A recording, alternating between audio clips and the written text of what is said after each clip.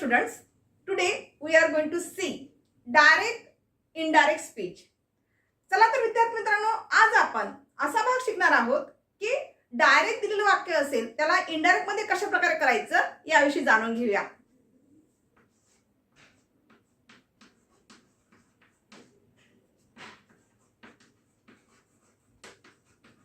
Indirect speech. आता direct and indirect speech, direct speech and indirect speech हे नेमकं काय असते बरं? जनरली पेपरला तुम्हाला डायरेक्ट स्पीचचं वाक्य दिलेलं असते, त्यावरून आपल्याला काय करायचं असते, इनडायरेक्ट स्पीचचं वाक्य बनवायचं असते. यालाच अनादर वर्ड काय आहे माहिती आहे का कुणाला? तर यालाच दुसऱ्या भाषेमध्ये नॅरेशन असं सुद्धा म्हटलं जाते. और मध्ये नॅरेशन म्हणजे एक तर तुम्हाला काय होते पेपर मध्ये आलं तर त्या ठिकाणी direct speech into indirect speech असं लिहून येते किंवा चेंज इनटू नॅरेशन अशा पद्धतीने तुम्हाला पेपर मध्ये आलेलं असते. तर या ठिकाणी आपण वन बाय वन जे काही सेंटेन्सेस असतील, जे सेंटेन्स टाइप आहे त्या प्रकारामधला फर्स्ट टाइप जो आहे त्याबद्दल बघूया. म्हणजेच कुठला ॲसर्टिव्ह सेंटेन्स याविषयी आपण बघूया. म्हणजे दिलेलं वाक्य जर ॲसर्टिव्ह सेंटेन्स मध्ये असेल तर अशा वेळेस इनडायरेक्ट करत असताना कशा प्रकारे आपलं इनडायरेक्ट मध्ये बदल होईल याविषयी आपण जाणून घेऊया. Let us see first sentence. I said I can do my work. बघा या ठिकाणी तुम्हाला काय दिसत आहे? I said I can do my work. First of all, you observe the sentence. Which type of here? दिलेल्या वाक्यामध्ये कोणत्या प्रकारचं वाक्य आलं हे आपल्याला पहिले ओळखायचं असते. कारण की यामध्ये जे सेंटेन्स टाइप आहे such as assertive sentence, interrogative sentence, imperative sentence and exclamative sentence या चार सेंटेन्स मधून कोणत्या प्रकारचं वाक्य आलेलं आहे याविषयी तुम्हाला जाणून घ्यावं लागेल. तर सगळ्यात पहिले आपण जे बघत आहोत ते म्हणजे ॲसर्टिव्ह सेंटेन्सचं इनडायरेक्ट स्पीच कशा पद्धतीने केलं जाते हे कशाने ओळखणार तुम्ही? चला दिलेल्या वाक्याकडे लक्ष द्या. या ठिकाणी I said I can do my work असं दिलेलं वाक्य आहे. सगळ्यात पहिले दिलेल्या वाक्यामध्ये रिपोर्टेड व्हर्ब आणि रिपोर्टिंग स्पीच काय असते हे तुम्हाला ओळखता आलं पाहिजे. या ठिकाणी आय सेड हा जो भाग आहे याला काय म्हटलं जाते? Reported verb. याला काय म्हटलं जाते? रिपोर्टेड व्हर्ब म्हटलं जाते. आणि जे इन्व्हर्टेड कॉमा मध्ये आहे याला रिपोर्टिंग स्पीच असं म्हटलं जाते. Reporting speech. तर आता याचा आपल्याला बदल करायचा असेल इनडायरेक्ट करत असताना किंवा चेंज इनटू नॅरेशन मध्ये करायचं असेल तर कशा पद्धतीने करायचं बघा. सगळ्यामध्ये काय करायचं, दिलेल्या वाक्यामध्ये जो रिपोर्टेड व्हर्ब आहे म्हणजे जो स्पीकर आहे त्या स्पीकर कशाविषयी बोलत आहे का, की स्पीकर स्वतःच बोलत आहे? कारण याच्यामध्ये स्पीकर पण असतो आणि लिसनर पण असतो. पण या वाक्यामध्ये फक्त आपण स्पीकर सेंटेन्स बघत आहोत म्हणजे बोलणारा कोण आहे बघायचं. या ठिकाणी बोलणारा कोण आहे? आय आहे. जर वाक्यात फक्त सेड आला असेल तर सेडचा बद्दल काय घ्यायचं तुम्हाला? सेडच घ्यावं लागेल. कारण हा कुणाशी बोलत आहे का? नाही. म्हणजे तो स्वतः सांगत आहे. ठीक आहे, मी म्हणालो आय सेड. तर या ठिकाणी दिलेलं वाक्य ॲसर्टिव्ह सेंटेन्स मध्ये आहे. हे कसं ओळखणार आपण? तर इन्व्हर्टेड कॉमामध्ये सुरुवातीला जर सब्जेक्ट आलेला असेल, या ठिकाणी सब्जेक्ट आलेला असेल तर अशा वेळेला काय करायचं, जर S plus V plus object अशी जर रचना आली असेल वाक्याची आणि शेवटी जर फुल स्टॉप येत असेल तर अशा वेळेस दिलेलं वाक्य हे ॲसर्टिव्ह सेंटेन्स मध्ये आहे म्हणून लक्षात घ्यायचं. ठीक आहे, बघा या ठिकाणी सब्जेक्ट आलेला आहे, हेल्पिंग व्हर्ब आलेला आहे, व्हर्ब आलेला आहे आणि ऑब्जेक्ट आलेला आहे. Is it clear? त्यामुळे दिलेलं वाक्य काय झालेलं आहे? ॲसर्टिव्ह सेंटेन्स मध्ये आलेलं आहे. तर अशा वेळेस आपल्याला इनडायरेक्ट करत असताना टू पार्ट्स, दोन वाक्य जॉईंट करायचे. आपल्याला दोन वाक्य जॉईन करायचे म्हणजे नेमकं काय करायचं आहे? ॲसर्टिव्ह सेंटेन्स मध्ये असल्यामुळे दोन वाक्य जॉईन करताना कोणतं वापरावं लागेल कंडिशन? या ठिकाणी दॅटचा वापर करावा लागेल. कारण दिलेलं वाक्य ॲसर्टिव्ह सेंटेन्स मध्ये आहे. जर ॲसर्टिव्ह सेंटेन्स मध्ये असेल तर दोन वाक्याचे भाग जे असतात त्या दोन वाक्याच्या भागांना जोडण्यासाठी काय करायचं आहे? दॅटचा वापर करायचा आहे. दॅटचा वापर केल्यानंतर दिलेल्या वाक्यात हा जो सब्जेक्ट आहे हा सब्जेक्ट कोणता आहे? आय हा सब्जेक्ट आहे. हा कुणाविषयी बोलत आहे? स्वतःविषयीच बोलत आहे. तर या ठिकाणी आयचा बदल काय होईल? आयचा बदल आय दिलेल्या वाक्यात कोणता टेन्स दिसतो आहे? इन्व्हर्टेड कॉमामध्ये जो टेन्स आलेला आहे तो कोणता आहे?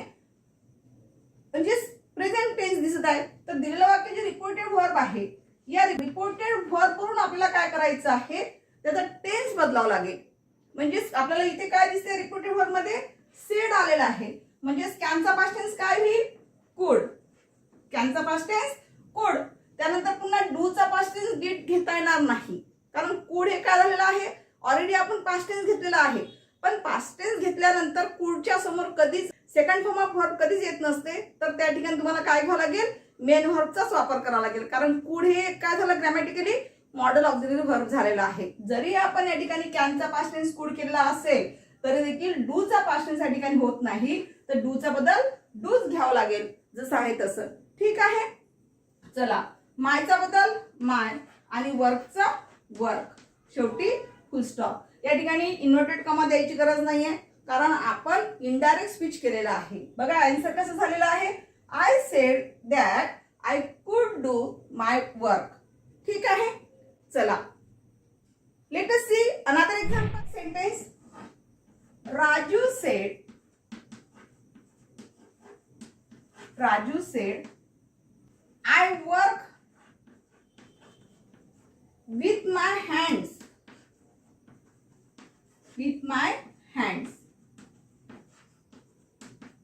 वाक्यामध्ये काय आलेलं आहे बघा. सगळ्यात पहिले बघा, फर्स्ट सेंटेन्स मध्ये जे मी तुम्हाला रूल्स सांगितले होते, कोणतं वाक्य कसं आलं तर कशा पद्धतीने करायचं याविषयी बघायचं आपल्याला. सगळ्यात पहिले वाक्याचा टाईप ओळखायचा. सगळ्यात पहिले वाक्याचा टाईप ओळखताना सगळ्यात पहिले काय बघायचं आहे? इथे रिपोर्टिंग स्पीच कोणतं आहे आणि रिपोर्टिंग व्हर्ब कोणतं आहे हे पहिले बघायचं. या ठिकाणी राजू सेड हे तुमचं काय झालेलं आहे? रिपोर्टेड व्हर्ब झालेलं आहे. हे तुमचं रिपोर्टेड व्हर्ब झालेलं आहे. आणि जे इन्व्हर्टेड कॉमा मध्ये आलेलं वाक्य आहे ते तुमचं काय आहे? रिपोर्टिंग स्पीच आहे. ठीक आहे. चला, तर आता दिलेलं वाक्य हे पुन्हा पडताळून बघायचं आहे. ऑब्झर्व करा, दिलेलं वाक्य हे कोणत्या टाइप्स ऑफ सेंटेन्स मध्ये आलेलं आहे. तर हे सुद्धा कसं आहे? ऍसर्टिव्ह सेंटेन्स मध्ये, कारण इथे सब्जेक्टनी सुरुवात झालेली आहे. शेवटी subject plus verb plus object ही कन्स्ट्रक्शन आल्यामुळे त्या ठिकाणी दिलेलं वाक्य कसं आहे? ऍसर्टिव्ह सेंटेन्स मध्ये आलेलं आहे. ऍसर्टिव्ह सेंटेन्स म्हणजेच काय? विधानार्थी वाक्यामध्ये आलेलं आहे. ठीक आहे. तर अशा वाक्याला सुद्धा कशा पद्धतीने बनवायचं इनडायरेक्ट करत असताना याविषयी जाणून घेऊया. चला, आन्सर करा. वर्ब काय आलेलं आहे? तर Raju sed. As it is जशा तसं घ्यायचं. राजू सेड. आता या पहिल्या वाक्यामध्ये आपण इथे बोलणारा कोण दाखवला होता? आय दाखवलेला होता, राईट. पण या ठिकाणी इथे काय आलेलं आहे? राजू आलेला आहे. राजू एका मुलाचं नाव आहे. राजू एक नाऊन आहे. पण तो कसा कोणत्या जेंडर मध्ये आलेला आहे? मेल जेंडर मध्ये. तर याचा बदल आपल्याला इनडायरेक्ट करत असताना लक्षात घ्यायचा आहे. ठीक आहे. चला, दोन वाक्य जोडण्यासाठी पुन्हा दॅटचा वापर करा केला. या ठिकाणी इथे जे आलेलं आहे सेंटेन्स मध्ये जे प्रोनाउन यूज केलेलं आहे हे काय आलेलं आहे? आय. पण आय हे कुणासाठी वापरलेला आहे? आय जो आहे तो आय हा कुणासाठी वापरलेला आहे? तर आय हा राजूसाठी वापरलेला आहे. त्याच्यामुळे या राजूचं प्रोनाउन या ठिकाणी घ्यावं लागेल आपल्याला. इथे आपल्याला आय घेता येणार नाही. बरेच मुलं या ठिकाणी कन्फ्यूज होतात की आय घ्याव की राजू घ्याव. तर तुम्हाला आय घेता येणार नाही, राजू पण घेता येणार नाही. तर राजू ऐवजी काय घ्यावं लागेल तुम्हाला? ही बदल घ्यावा लागेल, ही लागेल. कारण राजू आला, राजूने काम केलं असं कधी आपण बोलतो का? नाही. कारण एकाच व्यक्तीचं पुन्हा पुन्हा आपण नाव घेत नसतो. एकदा राजू आला, त्याने काम केले असं आपण म्हणतो. म्हणजे त्याच्याविषयी काय वापरत असतो आपण? त्याच्याविषयी आपण प्रोनाउन यूज करत असतो. आलं लक्षात? म्हणून या ठिकाणी आपल्याला आय पण घेता येणार नाही आणि राजू सुद्धा घेता येणार नाही. तर त्याऐवजी आपल्याला काय वापरायचं आहे? तर त्याविषयी आपल्याला प्रोनाउन यूज करायचं आहे. म्हणजे आयचा बदल काय होईल? ही होईल. ठीक आहे.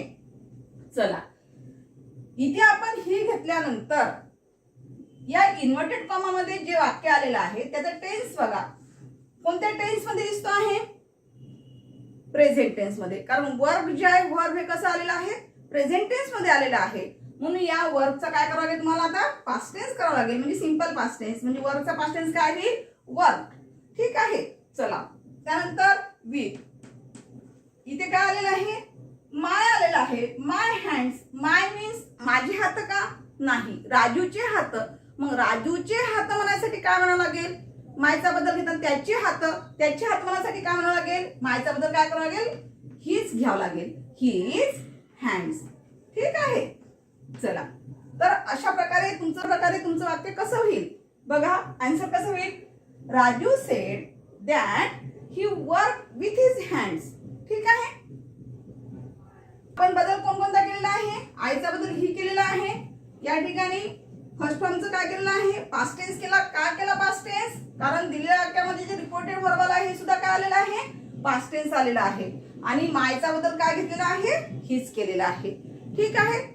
In this way we have seen 2 sentences of assertive sentence. तर विधान वाक्याचे आपण 2 वाक्य पाहिलेले आहे. In the next video we will see the next part of grammar.